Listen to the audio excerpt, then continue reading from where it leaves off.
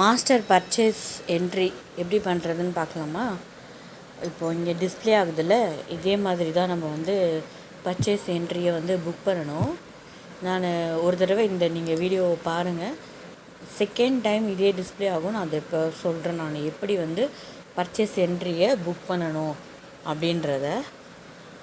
நம்ம purchase entry first book பண்ணும்போது கிரெடிட்டாஸை நம்ம வந்து க்ரியேட் பண்ணிக்கணும்.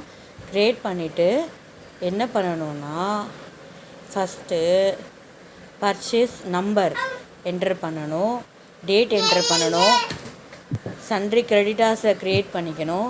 அதுக்கப்புறமா எந்த மெட்டீரியல்னு செலக்ட் பண்ணிவிட்டு குவான்டிட்டி, ரேட்டு இதெல்லாம் செலக்ட் பண்ணிவிட்டு என்ன ஜிஎஸ்டியோ அதை செலக்ட் பண்ணிவிட்டு நம்ம வந்து டேக்ஸை போட்டுட்டு நம்ம வந்து சேவ் பண்ணிக்கணும். சேவ் பண்ணும்போது அட்ஜஸ்ட்மெண்ட் போடலாம், அதுக்கப்புறம் வந்து ஆன் அக்கௌண்ட் போடலாம், நியூ ரெஃபரன்ஸ் போடலாம், எது வேணுனாலும் நம்ம வந்து புக் பண்ணிக்கலாம்.